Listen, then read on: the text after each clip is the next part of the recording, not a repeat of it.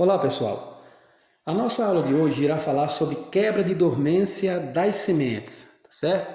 A quebra de dormência é uma estratégia de tirar as sementes, vamos dizer assim, de acordar essas sementes de um estágio quase que letárgico, mas é puramente estratégico, certo? Porque as sementes elas não podem a todo momento estarem germinando, porque há momentos impropícios. Certo? Há momentos que há pouca chuva, há momentos que há pouca umidade, a condição do solo não está satisfatória.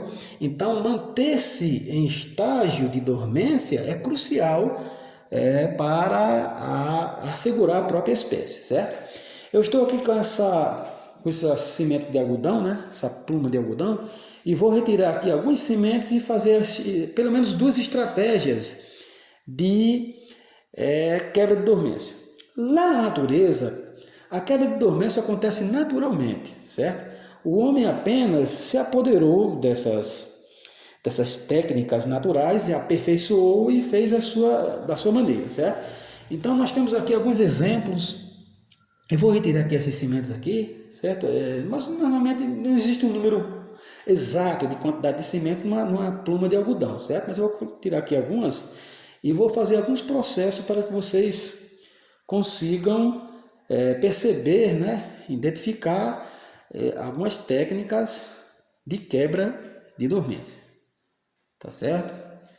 No caso, o algodão ele é estrategicamente apto a quebrar sua dormência porque ele tem uma pluma que acumula água facilmente, certo? Então eu tenho aqui essa pedra de afiar, né? E eu vou escarificar. Uma das principais técnicas, uma das mais conhecidas, né, pelo pessoal da botânica, é a escarificação das sementes, ou seja, arranha-se a semente para eliminar o seu endocarpo, a parte externa da semente, certo? Quando a gente tem como perspectiva o fruto, certo? Então o exocarpo do fruto seria a casca externa do fruto e o endocarpo seria a porção que reveste a semente, certo?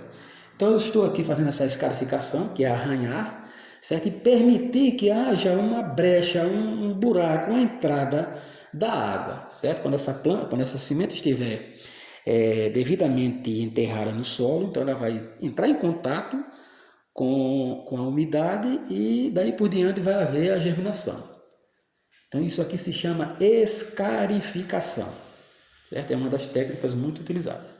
Vou fazer aqui com algumas. E escarificar pode ser você colocar, depois de escarificar, você pode colocar no solo, ou também você pode colocar a semente de molho, certo? Tanto você pode colocar também a semente inteira, que é uma outra técnica, certo? A técnica talvez a mais antiga, né? Dos primeiros agricultores, certo? No alvorecer da agricultura, foi colocar os grãos, as sementes de molho. Então, eu estou colocando aqui nesse copo algumas inteiras e outras escarificadas, certo? Então, já que são dois processos de quebra de dormência. Tá beleza, pessoal? Então, mais na frente eu vou mostrar outros procedimentos, certo? De facilitar o processo germinativo. Então temos aqui algumas sementes, uma meia dúzia de sementes, e elas vão inchar, né? Porque vai haver a possibilidade de entrada da água nelas, certo? E isso facilita, acelera esse processo. Se não fosse isso aí, elas iam se manter lá na lã de algodão até enquanto pudesse, certo? Mas isso aqui é uma forma de dizer assim, ei, acorde que está na hora de germinar. Tá ok? Olha só, isso aqui é uma semente, gente, deixa-me ver, de azeitona, certo? A semente de azeitona é muito dura. Eu vou tentar também raspar ela aqui, certo? Existe essa técnica também, né? Com todas as sementes você pode escarificar, certo? Mas no caso dela, e colocar de molho, né? Aqui eu escarifiquei e vou colocar de molho. Mas também é uma técnica muito interessante quando a gente se apropria de ferramentas e com muito cuidado a gente pode eliminar esse endocarpo completamente, não só uma brechinha dele, certo? Um pouquinho dele. Olha só, eu retirei um pouquinho do tampo dessa casca, né? E vou tentar extrair essa amêndoa.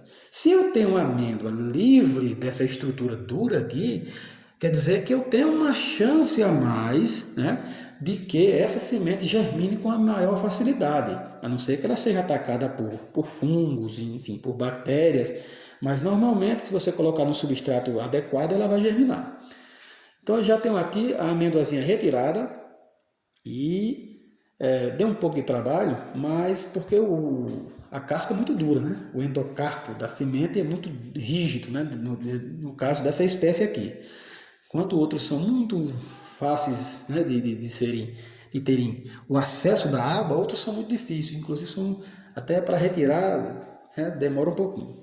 Então eu estou aqui com essa amêndoazinha, né, da azeitona, né, ou oliveira, certo? E já eliminei essa parte para justamente mostrar que essa outra técnica é uma técnica de eliminar completamente, radicalmente, o endocarpo, e isso, é claro, vai acelerar muito mais. Além disso, você pode até colocar de molho, que o processo fica ainda mais rápido de germinação, certo?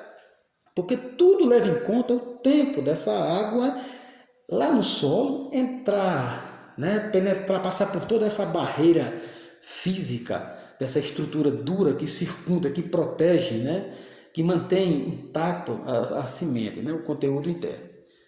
Certo? Essa técnica se faz com vários outros frutos, né? Nesse caso aqui eu estou com um caroço de manga, né? Que também posso eliminar essa parte externa, certo? E tentar fazer com que ela suja, né? Nasça mais rapidamente. Estou aqui furando aqui para ver se... E teve essa surpresa, gente, olha só. A natureza tem essas situações. Dentro da semente não estava perfeito, certo? Houve um problema aqui, né? Um fator qualquer, não dá para explicar prontamente, né? Mas a amêndoa interna, né? O embrião dessa semente está apodrecido. Então aqui não teria como germinar. A natureza é interessante, ela sabe, como se ela soubesse, há uma lógica por trás disso, né? Que esses problemas são eventuais, certo? São fáceis de ocorrer. Então ela resolve isso aí na quantidade. Então na natureza a situação da quantidade é que vai gerar a qualidade.